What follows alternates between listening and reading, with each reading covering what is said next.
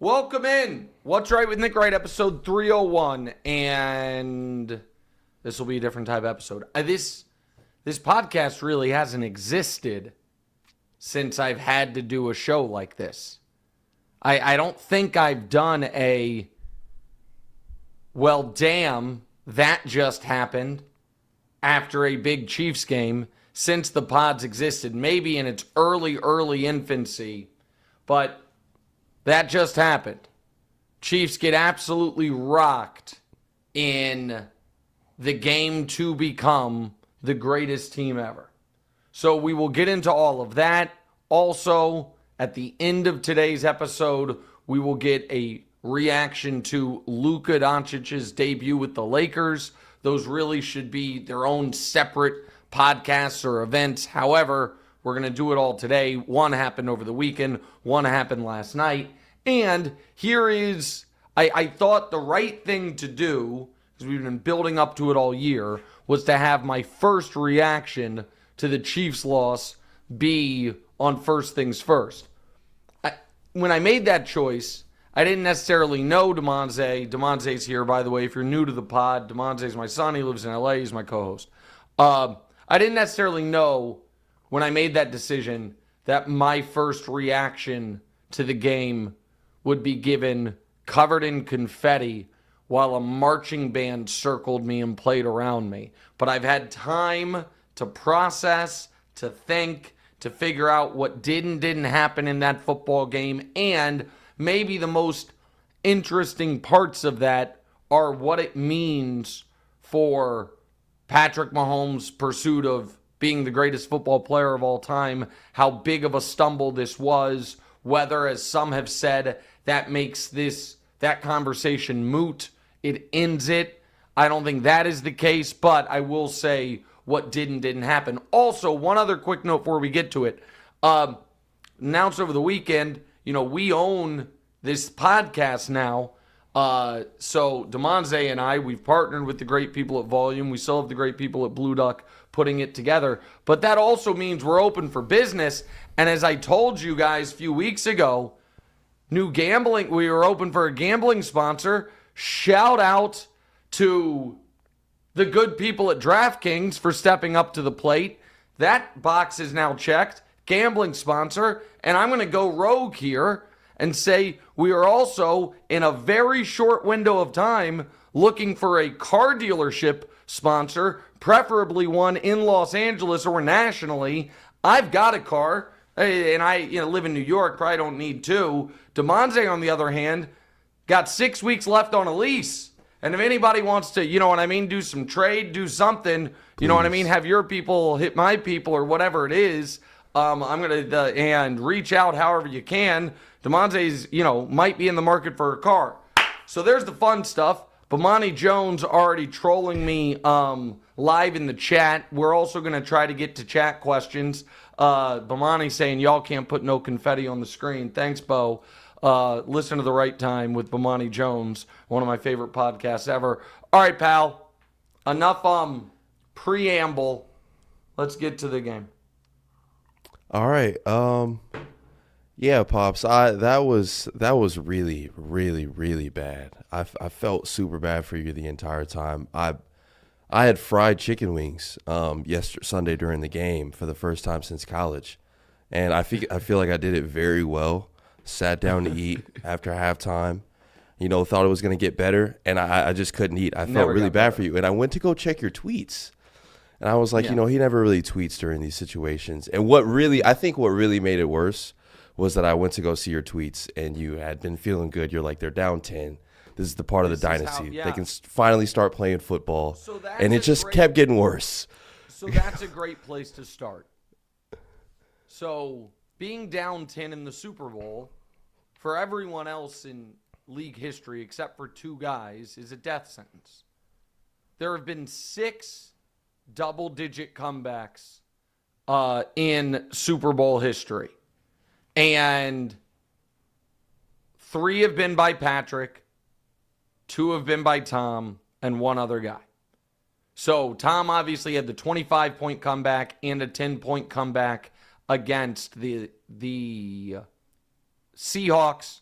Patrick was down exactly 10 points in both Super Bowls against the Niners and the previous Super Bowl against Philly. And if maybe one of the producers can pull up, I forget who the other 10-point comeback was. I think it was in the 80s. Doesn't really matter. That's it. So prior to Tom Brady, there had been one double-digit comeback in NFL history. In Super Bowl history. After Tom, there had only been 3. There have now been 6. And so being down 10, I was like, okay, you can deal with that. Then the pick 6 happens, and it's not just that the pick 6 happens, and you're all of a sudden down 17. Oh, my mistake, by the way. Here it is. The other double-digit comebacks. New Orleans over Indy was a double-digit comeback, and the one I couldn't remember, Washington fell down 10-0 to Denver in 87 and then scored 42 consecutive points. So I guess there have been 7, not 6. All right, thanks, guys. The reason the pick 6 was so concerning was it was an unforced error. And it was when Patrick knew, all right, not a big margin for error anymore. And then after that, when there was 0 margin for error, the Chiefs went 3 and out. And in that moment, if I'm being totally honest, I said, oh, they're going to lose. It's like they have done one thing and they continued to do it all game really well, which is bottle up Saquon. But the offense cannot figure out how to block these guys. And this is a cliche, old, obvious point about beating a great quarterback, but it's been true forever. The single best way to beat a great quarterback is if you can get home with 4, if you can get pressure without sending pressure, without sending a blitz. That's how the Giants beat the Patriots twice in the Super Bowl. That's how you neutralize Peyton. And that's twice now how Mahomes has gotten undone in a Super Bowl. But unlike the Tampa Super Bowl, where despite the constant pressure, Patrick was actually pretty magical. The stats don't back it up, but the eye test does. This game was the opposite. The stats look better than the actual game did. Team had 23 yards in the first half. And the opening drive of the game, 3rd down, easy pass to Travis Kelce, a little behind him. And Travis didn't catch it. It was catchable, but not a great pass. It was a drop, but not a horrible one. But it's like, that was and that was without pressure. That was, game is 0-0 and no literal, pressure from the defensive line. And then on the very next drive, after the Chiefs got another stop, Mahomes got his left tackle, Joe Thuney, pushed into him right as he's releasing the ball, throws it short, it's a pick, and all of a sudden it's 24-0. And the game's over. Now, I did convince myself at halftime, I felt it was over at 17-0, and then at the long halftime, I convinced myself it in fact was not over. Because, and this was the cruelest 30 minutes of the game, and I mentioned this on TV, and it seems like some people had forgotten it. This dynastic run started in a game that, speaking of Bomani, I think he was with me for. The divisional round against the Houston Texans, where they were down 24-0, and then went on a 51-7 run. And so at halftime, I'm like, wouldn't that be something? If the bookends are being down 24-0, if with Brady, Mr. down 28-3 in the booth, Patrick orchestrates a 24-point comeback. in the second half of the Super Bowl. But instead, they instantly went 3-and-out again, and it was just that. And so I will talk big picture Chiefs stuff at length shortly. The game analysis for the Chiefs is very simple. They couldn't block him, and Patrick was skittish. And so this is how... Do you think he played bad? Are you saying that he played badly? Yes, I do think he played poorly. So I think, Damonza, that given how the line played, the Chiefs were going to lose. Given how Patrick played, they were going to get blown out. Like that, and so if Patrick had, on the times he did have time, or he escaped the pressure, thrown on target, on time, accurate passes, they would have been able to stay within reach at least. But Philly, and we'll get to Jalen shortly, they dared Jalen to pass, and Jalen was more than up for the challenge. They stopped Saquon. It didn't matter. Philly's defense was flying around. And so I thought this was one of the poorest games of Patrick's career. There's just no way around it. And so he said it. And because he's such a great leader, he took probably more of the blame than he had to. But when you are the best player in the sport, when you are going for history, and when you, in my opinion, play of your 21 career playoff games, the worst, I think this was worse than the Tampa game by a wide margin, the worst game of your career, you got to wear it. Like, that just is what it is. You just have to wear it. Go ahead, Damonza. And on the sideline, we're comparing him to Brady all the time. When he got down like that, it kind of seemed like he sat in his own head instead of like motivating his team around him. So that part, I don't agree with that, because in the first half, he seemed on the sideline motivational and trying to get guys going. Right. The shots of him sitting and Kelsey sitting with like a blank look on his face and Chris Jones falling to the ground, that was all when it was over. Like, yeah, I know the game wasn't over, but they were down 30 points in the second half of the Super Bowl. They hadn't crossed midfield. So I don't think, and I want to say one other thing about Patrick's game. I do not consider what he did at the end stat padding in the traditional sense. Stat padding in the traditional sense is, I know we've lost, I don't care, I'm going to make my numbers look better. I consider what Patrick did at the end of that game, listen, man, I'm fighting to the very end. And, in doing that, he got blasted in the face in a strip sack. Padding? The guy's just not going to do anything for the rest of the game just because they're down? They're not gonna well, no, I mean, you get those allegations when the other team has their backups in and you're not just running the ball to end the game. Yeah, but it's the Super Bowl. If it were a regular season game and they were down like that, they would have just gotten out of there. It's the Super Bowl. You got to play it to the end, and you know what I mean? And do the onside kicks and go for the deep shots. For the folks and do that didn't that. watch the game, and in the future, it'll make it look a little bit better. Well, that's what right. So that's the reason for stat padding is so in 5-10 years you look back on it and you're like, oh, listen, like if someone didn't watch this game a decade from now and they just look at it, they would probably think, oh, the Chiefs defense just got annihilated. Right. Offense did, the turnovers are bad, but scored 20 points, and that's not what it was. They were down 34-0. They were down 34-0, and the defense, in my opinion, at that moment, had really only allowed 17 points. Because 7 was on a pick six, 7 was right after a super short field interception, and 3 was on a super short field after the fumble. And so, like, that's the defense held up very nicely. That was definitely the problem. Right. No, listen, they shut down Saquon. They did what people thought they couldn't do, and they got their ass kicked.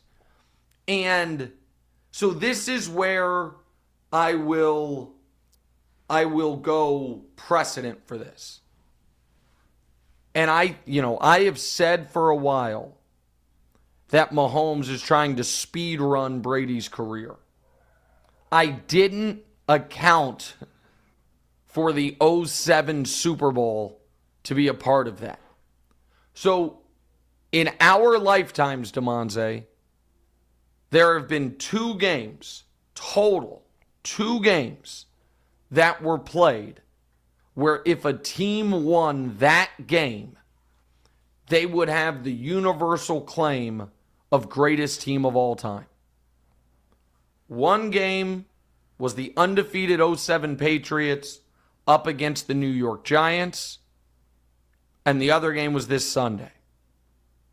And in both games, a team with a seemingly invincible quarterback who had been the best team in the sport all year long played its single worst game of the season.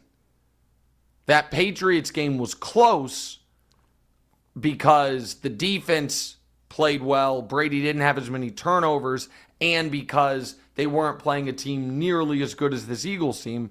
But that Patriots team, which set the all-time record for points scored, that Patriots team that was favored in some games that year, Damonza, by 24.5 points, that Patriots team scored 14 points. On the precipice of history, played its worst game of the year. And this Chiefs team... So this levels the 2 out, is what you're saying? No, I'm not saying it levels the 2 out. What I'm saying is that we have now had 2 instances in my 40 years where a team walked on the field saying, man, if we finish this, we are the GOAT team. For the Patriots, it was a single-season pursuit. For the Chiefs, it was a 3-year pursuit. And in both games, whether it's coincidence or the moment got to them, they couldn't finish the deal. And that loss still haunts Brady. He brings it up all the time. And I think one of the reasons that loss still haunts Brady is because he obviously knows now because his career's over, but I think he knew at the moment, this is the only chance I'm going to get at this. The only chance I'm going to get at an undefeated season is right here, right now. And I think for Patrick, he knew, man, the only chance I'm going to get to three-peat, to win a game, one more win, and we're the greatest team ever is right here, right now. And it appeared to get to him a bit. And so that, to me, is the story of this game. Eagles fans, I promise I will give you your flowers in a bit. But Damonza, ask some of these follow-up questions before we get to legacy stuff. So who was one of the nicest / meanest people that you heard from after the game? I know folks are probably reaching out to you, seeing how you were doing. Or I haven't read the text. Salt in the wounds. Oh, okay. I have not read the text. That's why yesterday. Yeah, I was about to say, I texted you during the game, and you responded to me like yesterday at work or something like that. Right. Well, I responded to you when I saw it, which was you text me again yesterday something else. Mm-hmm. And Damonza sent me a document yesterday, and my response was, "Thanks so much, pal. I love you so much." which made no sense in the document that he said. And then I realized, I was reading the text you sent me right after the game. No, let me look at the phone. Right now, can I put this up to the camera? Because people will think I'm lying. What do you think the number above my text messages is right now for unread, unopened texts? Now, keep in mind, it normally hovers around 200. To be fair, because I'm weird about texting. I'm not in group chats. Right. So and keep in mind, this number, I'm not in The only group chats I'm in are for this show and the TV show, and those aren't like peppering messages back and forth. Right. It normally hovers around 200. What do you think the number is right now? Probably in the fives now. Does this show? No, it's probably not going to work. 538. Yeah. 538. I don't know if those, I got to tell you, if you're watching this, if you text me during that football game, the only chance I'll ever see it is the next time you text me. I am not going to relive those feelings. I'm not. Yeah, like, because I'm part of my morning, so I'm so ingrained in my morning routines of listening to podcasts. I now have just gone back and found a bunch of like the NBA trade deadline podcasts I didn't listen to during Super Bowl week, and that's what I'm listening to. So like I'm getting people's reaction to the Mark Williams trade that has since been vetoed. Like I'm not going to consume any Super Bowl content. It's going to be too painful. I have to create the content. I'm not going to consume it. I don't know if you remember this, but I'm sure you remember. I bet Brazil to win the World Cup and said that the money I bet on it was going to pay for a trip to go to Brazil after the World Cup. And I booked the trip preemptively. This is 2 Februaries ago. And then Brazil didn't win the World Cup, but your mom and I went anyway. Our trip we're taking in a week and a half, do you know where we're going? No. So this is, sometimes things work out the way they're supposed to. Because I'm not trying to act like I'm a real celebrity. I'm not. But I am shockingly recognized I'm more recognized, it would appear, from my experience, in the Caribbean than in New York City. And I think it's got like the amount of, and by locals, by like guys that, because I think a lot of those guys love American sports and they don't always get the games, but they watch a ton of content, YouTube, TikTok stuff. So it would be a nightmare for me to on vacation go somewhere where a lot of people know me. And normally in February, your mom and I go somewhere in the Caribbean to be warm. I am literally going halfway around the world, as far away as I could, and it was already booked. We're going to New Zealand. So New Zealand, okay. We're going to New Zealand. 18-hour nonstop flight.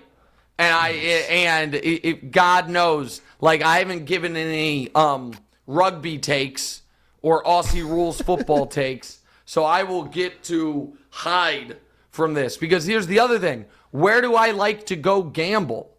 The answer to that question is Philadelphia.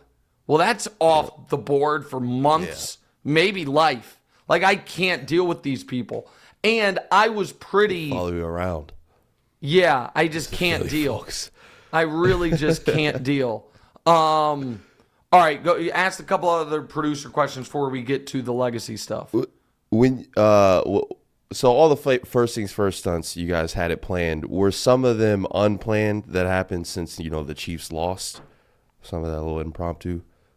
That was all Wilds, Hubs, Dusty, and Brew. I told them I knew they were going to do something. I didn't want to know what they were going to do and just go ahead. That was, by the way, let me look real quick. That's going to be I don't know what the TV ratings are going to end up. I assume they're going to be good, but not to sound like a jackass there, but people want to see me in pain. That 25-minute A block has right now, it posted 18 hours ago, let me check. Oh, gosh darn it. Don't actually play the video. 1,019,000 views. 18 hours ago of people just wanting to see 10,000 comments. Wow. People wanting to see me in pain. All So right, you say that people can't hate watch a game, but can they hate watch your show? Do you think that happens? Well, I think the people that want to see me in pain like the show. I think it's like you know what I mean? I get it. So I don't think people watch something they don't like. They you know what I mean? So I think they like the show, but it also felt, again, I'm going to go galaxy brain. Again, I think the kids call this cope, but whatever. Okay. I think you'll agree with me here. For what I do for a living, and for our TV show and podcast specifically, the Chiefs losing that game made next season exponentially more interesting. I'm so glad. I literally said this to like 3 or 4 coworkers yesterday. I'm glad you had the same thought. I'm going places, but yeah. 1,000%. And it's because had they won, every Chiefs conversation next year is boring. It's either get tired of it. Well, it's not just people get tired of it. There's no stakes attached to it, Damonza. Had they won, it's every Chiefs conversation is either a compliment fest or a poorly constructed, you probably don't believe it. Here's why you can doubt them now. And it wouldn't be there. You know what I mean? And so now they have lost. They got their asses kicked. There's questions about Travis's future. And if someone goes into next year and is like, no, I mean, Philly's the best team, that's a totally fair take. If somebody goes into next year and says the Bills or the Ravens are going to copy the blueprint of what Philly did, that I might disagree with their ability to do that, but that's a fair take. Like all those, there's real stakes attached now. Yeah. And there is Philly side too. Yes, Philly later, I promise we'll get to Philly, but let's go to the legacy stuff before we get to Philly. Yeah, so this was definitely one of, if not the worst game of Patrick Mahomes' career at the half. He had 33 yards, 2 picks, 10.7 passer rating. Reed couldn't scheme up anything, and Patrick Mahomes couldn't seem to get away from them. What does this mean for his legacy? Okay, so this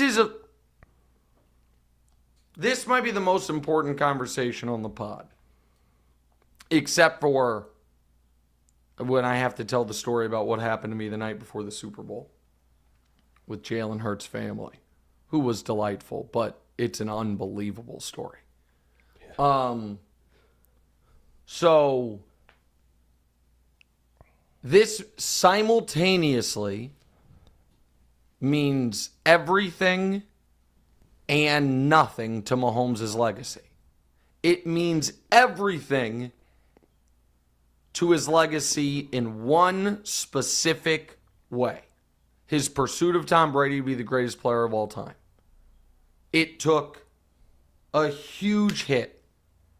And I understand Tom's 3-2 in Super Bowls through, until he was 35. Lost 2 of his first 5 like Patrick. I mentioned the 07 corollaries to this. I get all that. I'm not making the point of like, oh, you can't overcome this loss. I'm making the point that this was a chance to do something Tom had never done. And he'll almost assuredly never get this chance again. So then it kind of does become a count the rings, count the accomplishments thing. And I don't think Patrick's going to play for a quarter century like Tom did. And so Patrick's not going to be doing it in a division that has 0 competent coaches or quarterbacks for his entire career like Tom did. So for the pursuit of Brady, this was massive. For him compared to anyone else in the league or in league history, it means almost nothing. He had lapped them all already. So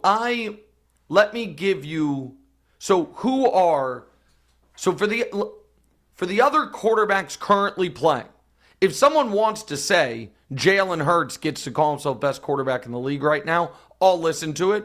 And again, I'll get to Jalen in a bit. I think that would be a bridge way too far. But it's like, hey, he's played in the Super Bowl twice in the last 3 years. He was awesome in both games. He is the champion now. Like, he gets it. Like, that, the argument against that is, to me, like, are we even being serious here? You think he's the best quarterback in football? But you can just be like, no, the wins. I'm a wins guy. That's what it is. That's all fine.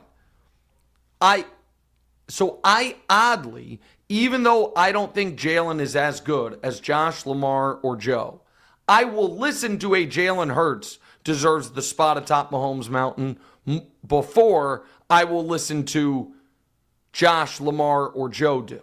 Because what cannot happen is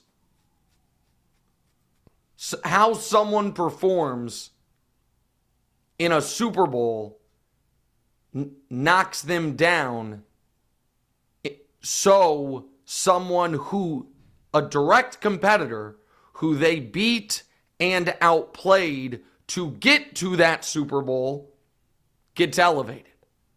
So in 2022, the reason Joe Burrow didn't have a chance to have this done to him by the Eagles defense was because Patrick beat him and outplayed him in the AFC Championship game.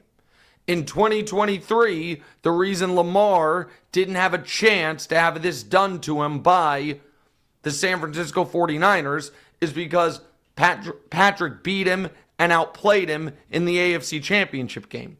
And in 2024, the reason Josh Allen didn't have a chance to have this done to him by this Eagles defense is because Patrick beat him and outplayed him in the AFC Championship game.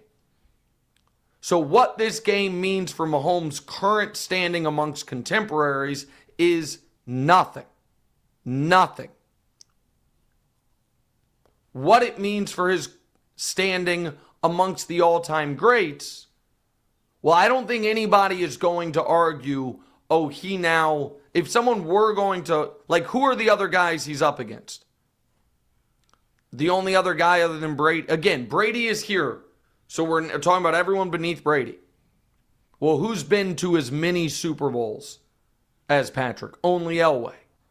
Did Elway ever get blown out? Yeah. Did he ever lose Super Bowls? Lost his first 3. So is that a thing that we're worried about here if we're going to compare that? Did I just lose you guys? I did that. So that's my fault. Sorry about that, guys. I did. Let me see something here. I might have to learn. I think I did because I was pulling up a football reference page. It turned off my video. Are we still good? Yeah, no, we're learning as we go here, everybody. So my apologies there. I thought I lost you guys, and then I was like, no, I can still see everything. So we're gonna say John Elway. John Elway lost Super Bowl 55-10, and it was, by the way, after losing a Super Bowl 42-10, and after losing a Super Bowl 39-20. So okay, so Elway, we're throwing Elway out. Peyton Manning. What about Peyton Manning? Peyton Manning lost a Super Bowl 43-8. Very similar circumstances. And it was after he had arguably the greatest season any quarterback's ever had. Okay, so we're not going to elevate those two guys. The argument for elevation of one guy, Joe Montana. Because Joe Montana played in 4 Super Bowls and played great in all 4 Super Bowls. Never threw a pick, won all 4. You know, he was on the other side of that Elway 55-10 loss. Here is the problem. And this is the tentacles kind of part of old LeBron Jordan arguments. Joe Montana from 1986, 1985, 86, 87. In those 3 years, Damonza went to the playoffs 3 times, lost in the playoffs in his first game, all 3 times in those 3 games had a total of 0 touchdowns, had 4 interceptions, and lost 3 times by double digits, once 49-3. So the argument that like, oh, if you're great, this doesn't happen to you, that's 3 years in a row, smack dab in the middle of his prime, where he didn't win a playoff game, where he got blown out, where they couldn't move the football. He lost back-to-back years in the playoffs where his offense scored 3 points, where he didn't score a touchdown.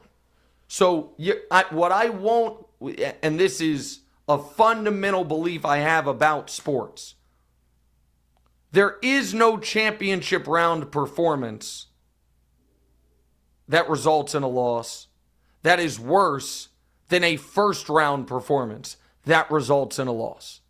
Just isn't. And so I don't know who else is on this list we're going to talk about.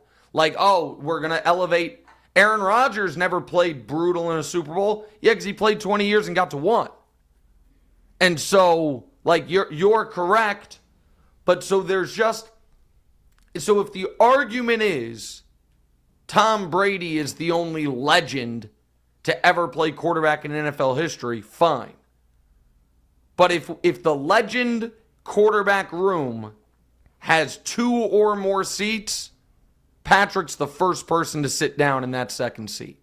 And that's with this performance.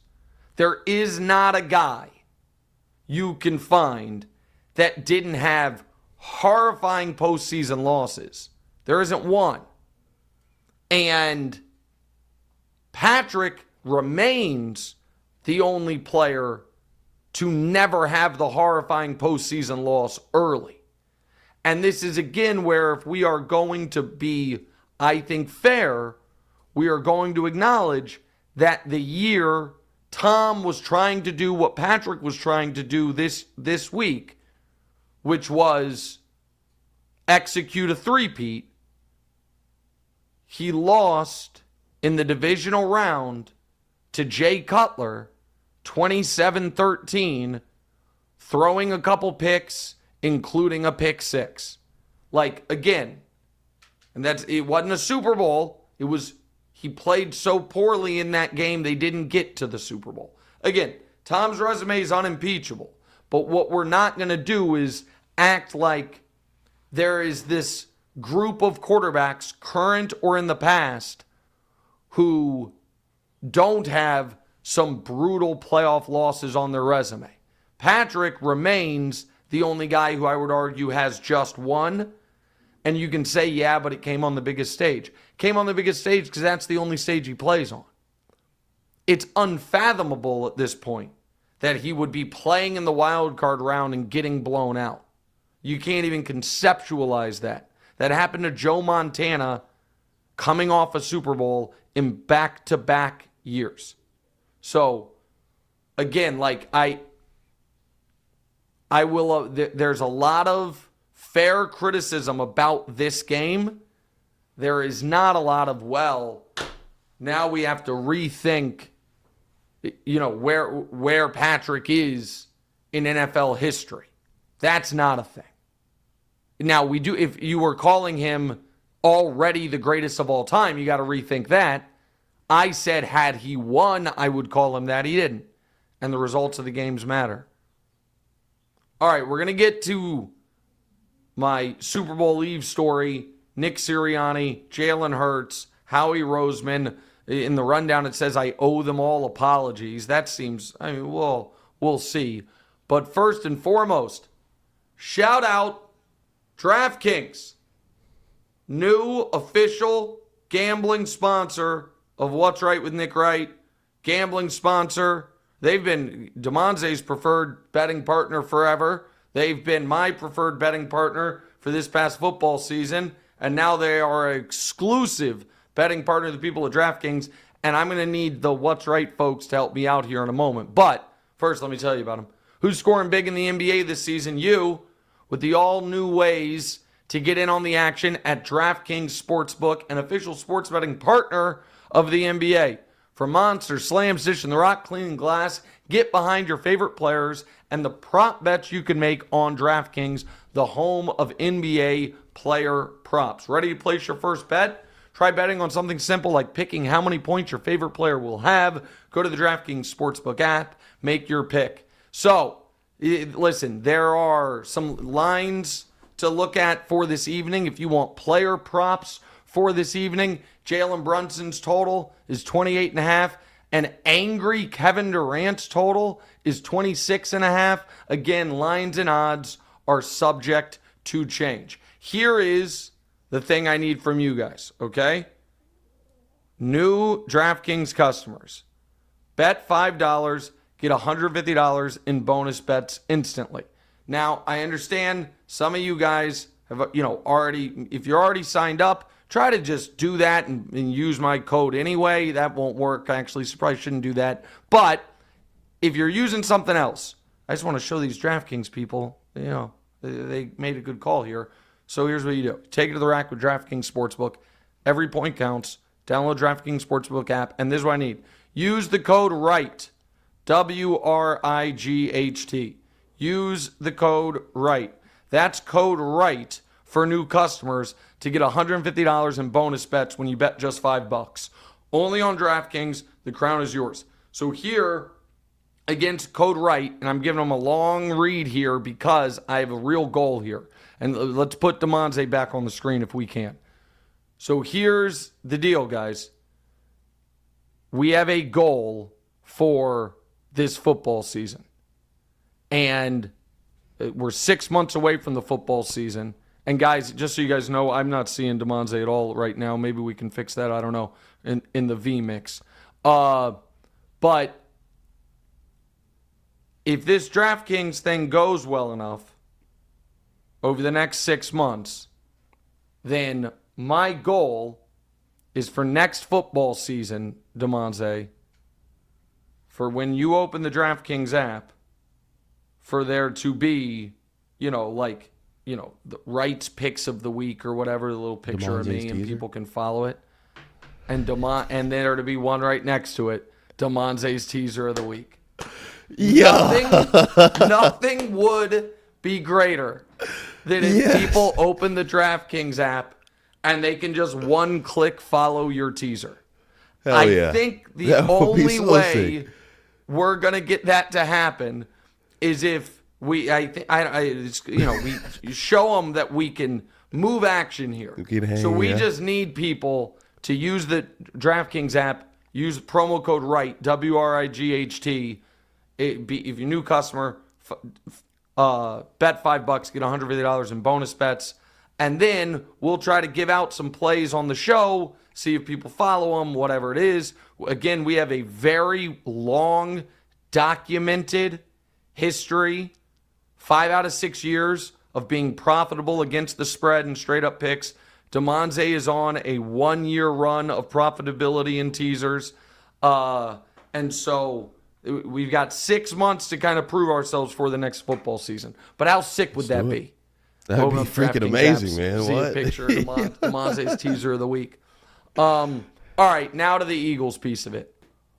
All right, so we know how you've always felt about Sirianni. Jalen Hurts, say, struggles with the middle, throws across the field. He only likes to throw it up the sideline. You even referred to Howie Roseman as a mock draft GM. So where does this win put them in your head? All right, I'll do Hurts last. Let me do Howie. Howie is the apology I owe the loudest to, even though the doubt was probably the briefest and least renowned. Everybody knows, well-documented doubts about Sirianni and the things, for good and for bad, I've said about Jalen. Howie, I didn't like the fact that when I called him a mock draft GM, what I said was Howie Roseman's drafts are very best player available-y, and they very often best player available is the mock draft consensus best player. And so what would happen after the drafts is all of the people who did mock drafts, Howie agreed with a lot of them, would draft said player, and then everyone would be like, Howie Roseman crushed it again. And I thought it was a little tail wagging the doggish. However, whether that just means that's the right way to draft, whether it means my analysis was off, whatever it means, that guy has built 3 distinct Super Bowl contenders and 2 Super Bowl champions. Did it with Carson, rebuilt it on the fly with a totally different defense 2 years ago with Jalen Hurts, and did it this year. And so I think he has earned the claim of being the second best GM in the entire NFL. So absolutely, I mean, Howie Roseman. He also, seemingly it was him that picked, because we know it wasn't Sirianni, that picked Kellen Moore and more importantly, Vic Fangio. And Vic Fangio just painted his masterpiece. So Howie, full credit. Right after their defense, now Sirianni, a huge question like the year before. Yeah, That's last year the worst turnaround. defense in football. Yeah. Worst defense in football. It turned around with a lot of this, and Howie's 2 rookies played great. Quinion Mitchell and Cooper DeJean. They brought in Zach Baun. He almost won Defensive Player of the Year. Vic was unbelievable. Jalen Carter, who was a risky top 10 pick, was the second best D tackle in football, arguably, this year. So, honestly, honest to God, full credit. Full credit. Sirianni. I might just not know what football players will relate to from a head coach. So coaches that I have been, 3 of the coaches that I have been most skeptical of in the last 5 years. Dan Campbell, after the bite the knees press conference. Why does everybody hate that? The bite the kneecaps or what I'm just being honest. My reaction was, okay. There's like meathead and then there's whatever this is. Turns out he's like the sharpest analytics guy in the world. His players would kill for him. He's awesome. My snap reaction was wrong. Second one, Joe Mazzulla. It's like this dude's talking about the floor tasting like blood. He's watching The Town. It was 16 times. He's just like, what is going on? He got elevated to a position he wasn't ready for. He's awesome. And his players love him. Then there's Sirianni, who probably had the single worst opening press conference ever, where he seemed very unsure of himself and almost timid. It feels to me like he then overcorrected and was like, essentially, I'm just going to embrace every South Philly stereotype there ever has been and be brash and kind of provocative in these things. But again, wins are a coaching stat. And this team consistently wins. He just won a Super Bowl where his team played one of the best games any team has played in a Super Bowl in 40 years. He has to get credit. He has to be considered one of the 5 or 6 best coaches in football. It's not fair to elevate Kevin O'Connell, who I like a lot, but has accomplished nothing, above Sirianni. It's not right. Like, fair is fair. So even if, from a personality standpoint, I don't get it, they just won 16 of 17 games. The one loss, their quarterback got hurt.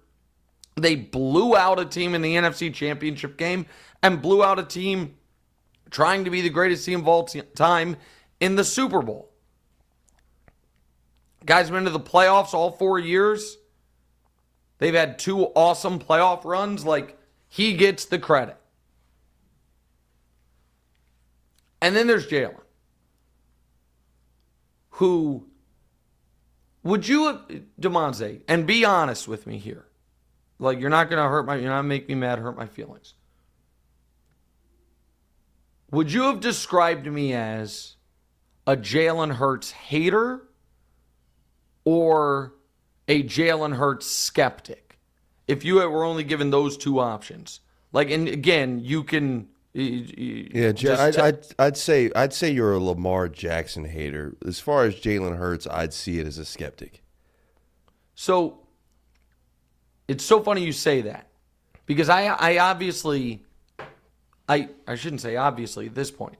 But I have always thought Lamar's a better player than Jalen. But I've also thought the way I've talked about Lamar and holding him to an MVP standard and the doubt and the Aaron Judge and James Harden stuff and the choking in big games, calling me a Lamar Jackson hater, certainly compared to the rest of the media, I think was totally fair. I never would have considered myself a Jalen Hurts hater. I thought that on the line graph of Jalen Hurts opinions in the media, mine is somewhere in like the 35th percentile. Like, I probably was a little more critical of him than the average media member, but certainly not the most, and certainly not a guy that I spent a lot of time going after. I just was kind of matter of fact that, hey, I think the guy does a lot of things well, but I don't really trust him as a drop back passer. He had that unbelievable game in the Super Bowl 2 years ago. I haven't seen him do it again since. To use the Barkley terms, he's a bus rider, not a bus driver. Like, those are things I've said. And I'll get to his performance in this game in a moment. But I have to give you that setup for this story. So, Saturday night Clutch Sports party at Brennan's in New Orleans. And it's me, your mom, Damonza, again, for the new audience members, be like, you're hanging out with your co-host mom? That's also my wife. And your mom's best friend, your Aunt Nicole. And as is always the case at every party I've ever been to with your mother, particularly when it's your mother and Nicole, we're in there less than 5 minutes, and they have been invited into a section to sit down because their feet hurt and because they're beautiful women and they're just, pretty privilege, I think it's called. Yeah. And so, and the people whose section it is, it's, basically say, hey, you can come in, but I don't, it's not really my thing. Like, I'm not going to, there's limited seat space. There's all, the even at a party like this, when the drinks are free, those are your bottles. I think I'm not going to be standoffish. I'm not going to be rude, but I'm not crossing the rope, so to speak. You know what I mean? And also, I want to move around the room. I know a lot of people there. I get my own drinks and whatever. But they're hanging out there for an hour and a half. I'm moving back and forth, say hi to my agent, say hi to other people, or not argue, but, Philly fans come up to me and they're like, oh, man, we're going to kill you tomorrow. And I say, man, I hope you enjoy tonight because tomorrow is going to be the worst day of your life. Little did I know. You know what I mean? I'm having a good time. Little did I. Couple hours into the night, another context for it. There's a UFC fight on, the big Strickland pay-per-view. And it's on, I should have said this. This is Clutch Sports Party partnered with DraftKings. It's DraftKings Clutch Sports Party. So they have a giant video board playing the fight. And where your mom was sitting was the perfect spot to watch the fight. And I was into the fight.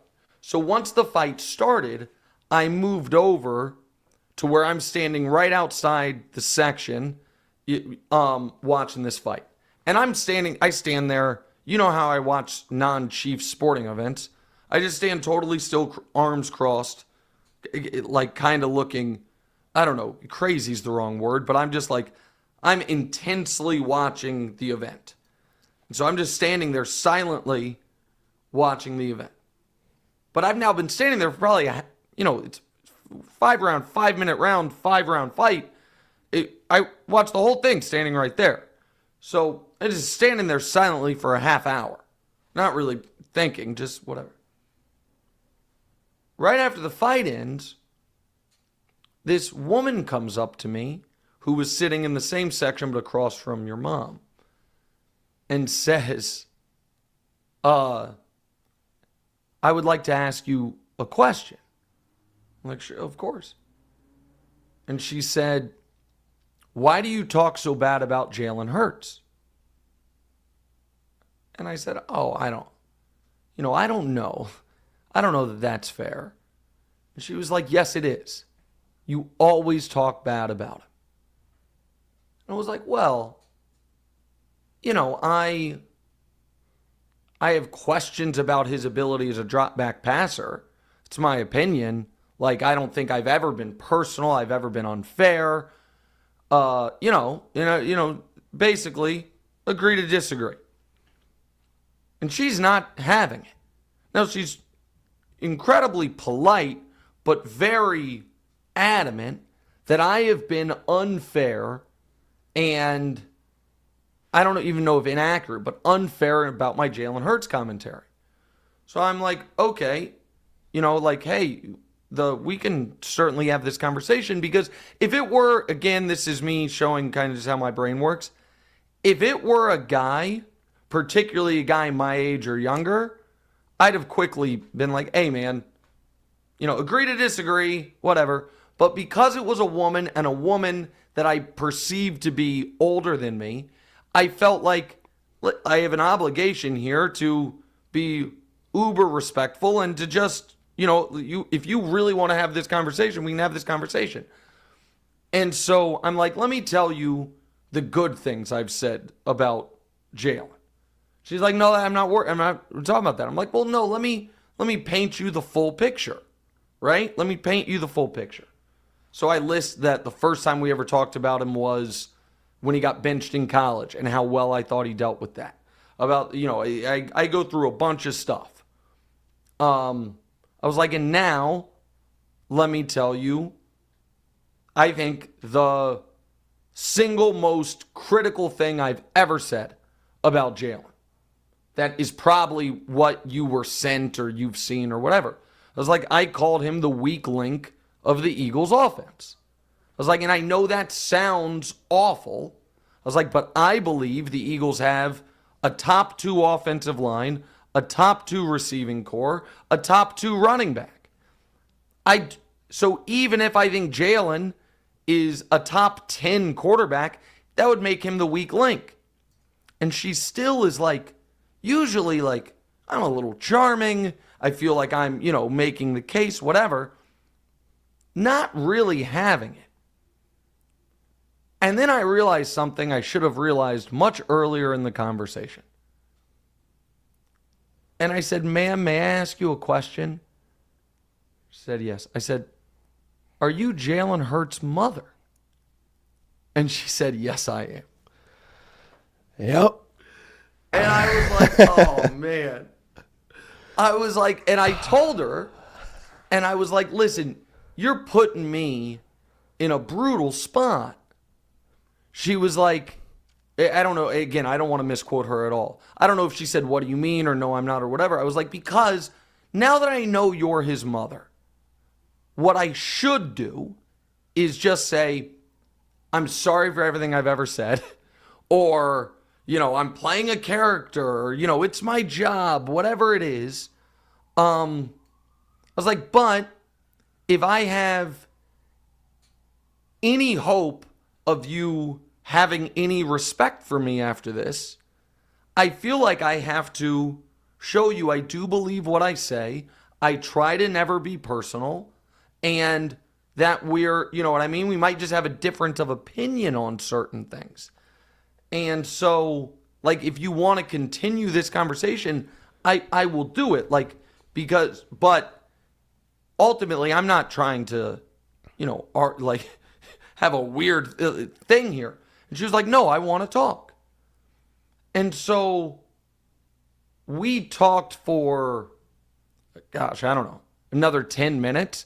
And at some point, a guy came over, and I think it might have been Jalen's dad, but I'm not certain. He didn't say anything in the conversation except for the fact that somehow Houston came up and he knew who you were. So Jalen's dad was coached at Channelview. Yeah, I mean somehow like that came up, and I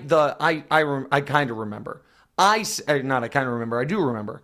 I said, I was like, listen, I was like, my son played high level basketball. Nothing like what your son is playing. I was like, but I was like, my son and Jalen, I think, are the exact same age. It's like I was like, and I watched my son, play, trying to, get a college scholarship, play high level basketball. And the guy standing there, he's like, yeah, I remember. He's like, you lived in Sugarland. Your son played at Sugarland, or your son played in Sugarland. And so that just, now that I'm kind of piecing the night together, I'm like, maybe that was Jalen's dad or just family because they're from Houston. You guys would have been in high school at the same time. At the same time, yeah. Right. And so all that would have made sense. And so the reason I even brought it up was I was like, I know how parents watch their kid, and then I know how the world watches their kid. Like, it's probably not going to be the exact same thing, whatever it is. And then, you don't have to give the entirety of the conversation. She obviously just thinks I'm wrong, which is what a mother should think. And she thinks Jalen doesn't get enough credit for a lot of the stuff that doesn't show up in the box score, which is totally fair. But I tell this long story because it's an unbelievable story, but also because for the ending of it, which is, she says, what are you going to say when he wins? And I was like, well, she goes, not if, when he wins. And I was like, well, you're not going to like this answer. It's like, but I'm just going to be honest with you. I can't tell you what I'm going to say about a game before I see how the game is played. I was like, and just knowing that they won doesn't tell me enough about how he played for me to be able to tell you what I will say. It's like, what I will guarantee you is this. If they win, I won't criticize him on Monday. It's like, I can guarantee you that. What's never happened is team wins the Super Bowl as an underdog against one of the greatest teams ever, and I'm like, man, their quarterback wasn't good. It's like, I can promise you I won't criticize him. I was like, I can't promise you I'm going to give him the level of praise you would want me to before I see the game. And again, I don't think she loved the answer.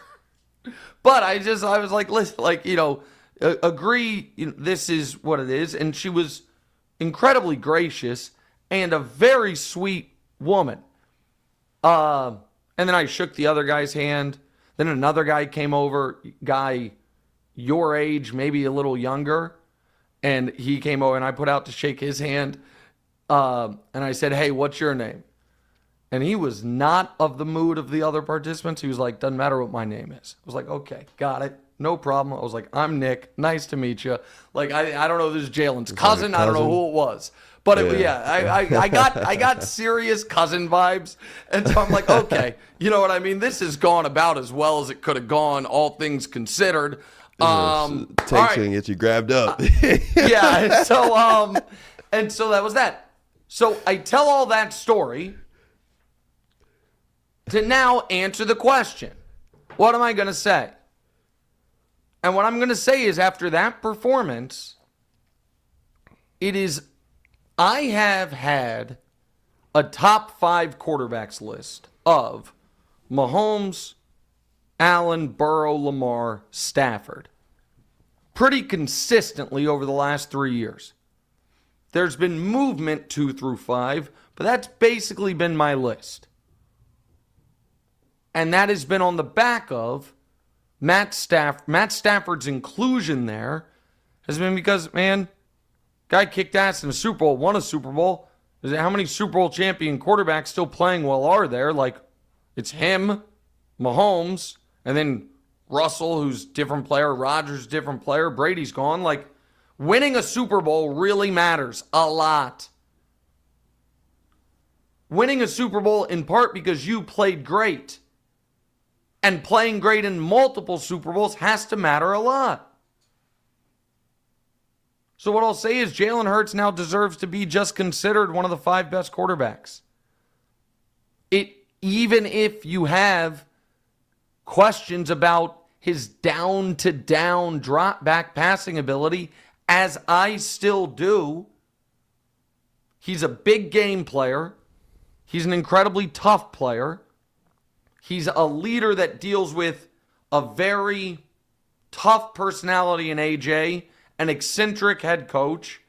He never causes any problems or distractions for his team.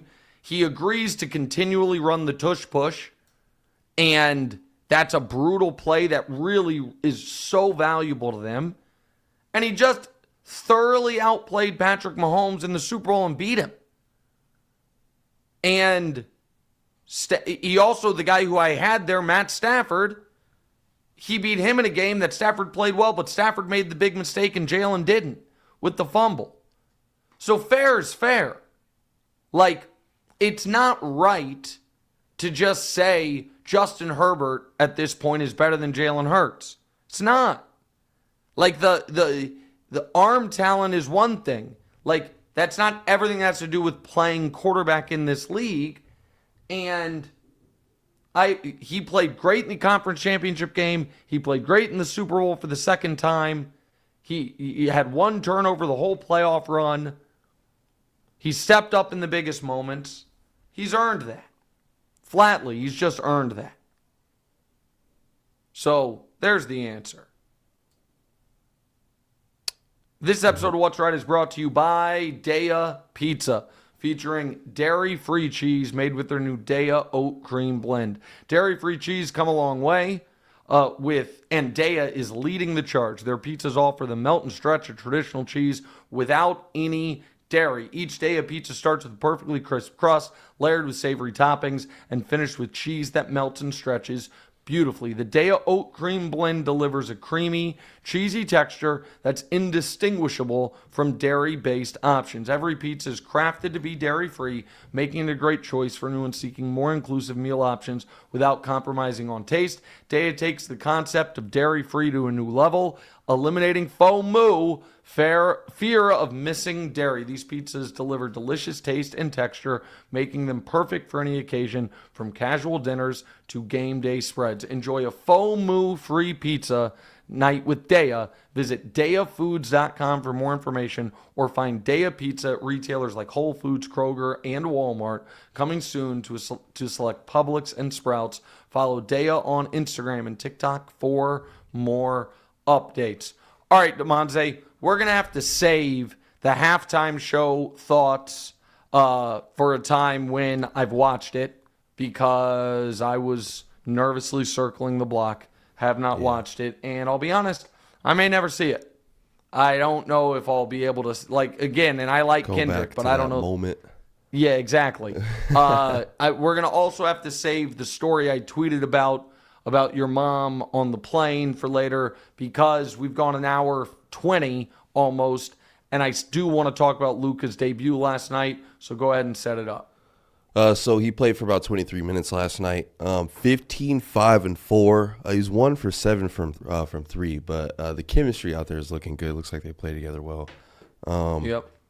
Yeah, so and obviously LA made the 77 shirts to give away to the fans at the arena. Everybody's very accepting of it. Go ahead. And LeBron texted Luka during the day and said, "We're going to introduce you last today." Now, Luka made it clear, like, that's a big thing. Now, Luka made it clear, the final introduction. That's the star of the team or whatever.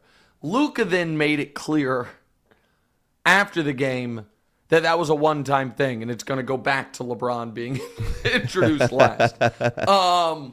And Luka's obviously the best player on the team, but LeBron's LeBron, so he's introduced last. That's fine.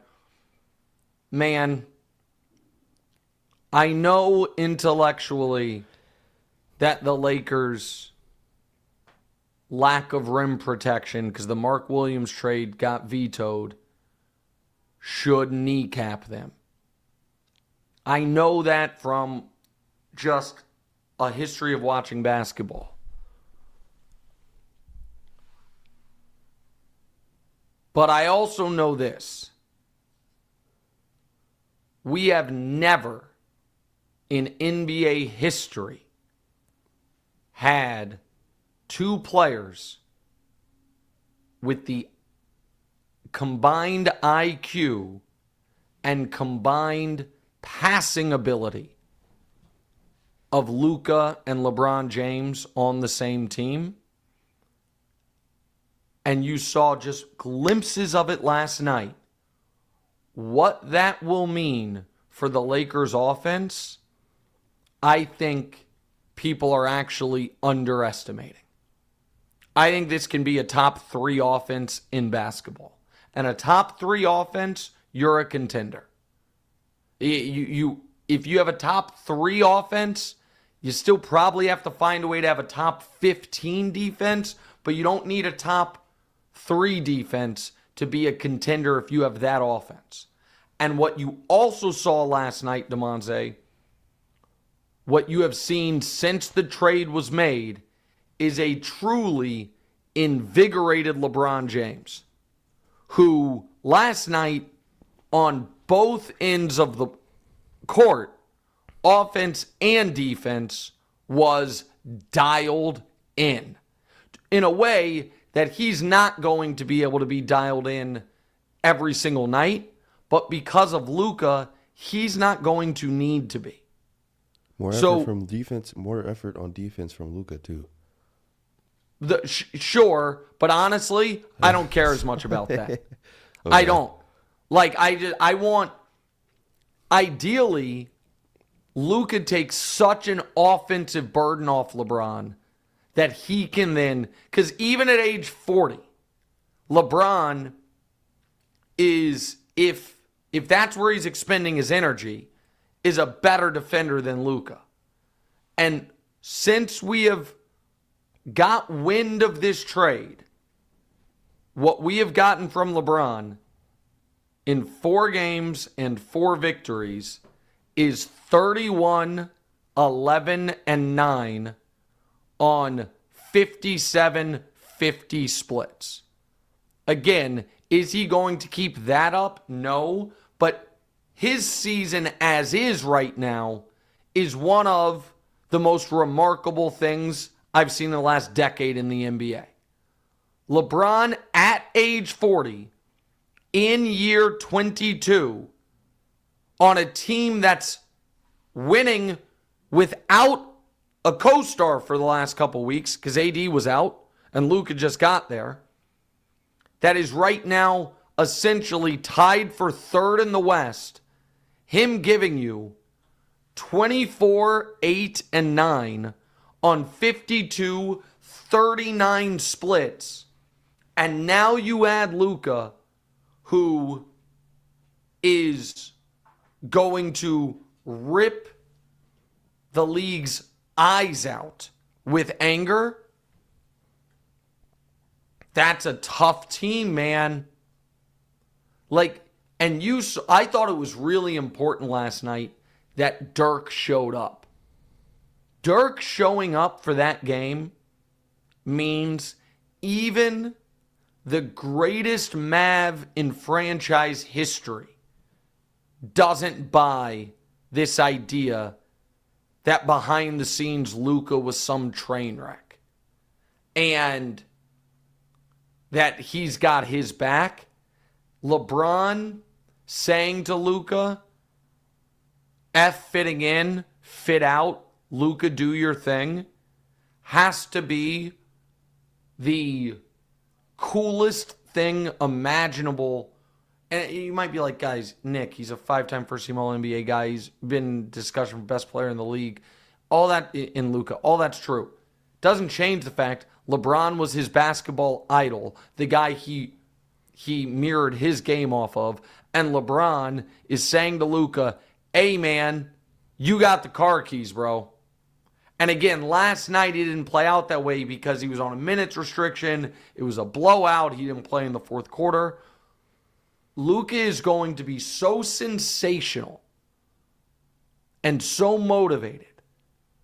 And it is going to take such a burden off of LeBron that you all of a sudden look at the Western Conference standings and you say, well, if you could just somehow freeze them right now, I think the Lakers would take it. Denver the 3, Lakers the 4, so that you would be on the opposite side of the bracket as Denver, and you get Houston in round 1, sign me up. And I know that would then mean, I guess the absolute best thing imaginable would be Lakers catching Denver and being the 3 and being on the opposite side of the bracket of OKC and Denver. That should be the goal. Now that I'm actually talking this through, the perfect run out for the Lakers in theory would be, because OKC's the 1 and it's locked, that somehow they catch Denver and Denver falls to the 4. And Denver and OKC play each other. Now, the Lakers, Luka's had a great history against OKC, but this OKC team is great. But you cannot dismiss the Lakers' chances of coming out of the Western Conference. Because right now, what they have is a top 3 player in Luka. And where is LeBron? Right now, the way he's playing. Remove from your head that he is in year 22 and age 40. With how he is playing, who are the guys in the league that are definitively better than him? Joker, Giannis, Luka, Shea. Embiid. Come on. No. I mean, Embiid doesn't play. I'm just going to include this in the definitively better than him. Tatum. Yeah, I was going to say Tatum. Is there anyone on the Grizzlies? No. Is there anyone on the Rockets? Anthony? No. Anthony Edwards, sure. Give it to him. Anthony Edwards, yes. All right, so now we're at 6. The way my brain works, I just need to go team by team. Wemby, because he's the best defensive player in the sport. Okay, Wemby, yes, we're at 7. I think it stops about there. I think that's the list. I don't think Donovan right now is better than LeBron. I don't think Jalen Brunson right now is better than LeBron. And the other old guys, Durant and Steph, are not better than LeBron right now. So if you're the Lakers and you have a top 3 guy and a conservatively top 10 guy, maybe the 8th best guy in the league this year, and Anthony Davis would have had a claim too, but he's hurt again. That's a dangerous team, man. And LeBron's ability to now pace himself, to take games off, which again, he's played 47 games this year. So what does that mean? He's missed 4? The Lakers, he's played 47. The Lakers have played 51. Yeah, he's missed 4. And it also means, by the way, Bron's going to catch another All-NBA team, because if it even was borderline, all these other guys are going to be ineligible. AD now is going to be ineligible because he's not going to play 65 games. Luka's ineligible. He's not playing 65 games. They're Kawhi's, I think, going to be... Kawhi's not playing well enough. Anyway, he's playing fine, but he's going to be ineligible. Obviously, Embiid's not going to be eligible. Those guys aren't playing. And so I never thought this Lakers team was going to be fascinating from a championship standpoint. But now they have Luka Doncic. And if Luka can take Kyrie and role players to the finals, what about when it's LeBron and role players? Now, again, those Mavs role players, they had multiple centers. There's a reason the Lakers traded for Mark Williams. I get all that. But look out. And there are some games I'm circling personally. Does the Lakers chip make up for what just happened on Sunday a little bit? Maybe by like 50%? Nothing could make up for what happened on Sunday, but it would salve the wound a bit. Okay. Lakers Moore. next 3, Damonza. Yeah. Utah, Charlotte, Portland. Now, Portland's playing better, but you're going to be able to get on, and they've already won 6 in a row. They should get to that national TV game against Denver on a 9-game winning streak, and then at Denver on ABC a week from Saturday, and home for Dallas on TNT 2 weeks from today. Oh, man. And a tough stretch. Denver, Dallas, Minnesota, Clippers, New Orleans, not tough. New York, Boston. So like they've got some tough stretches.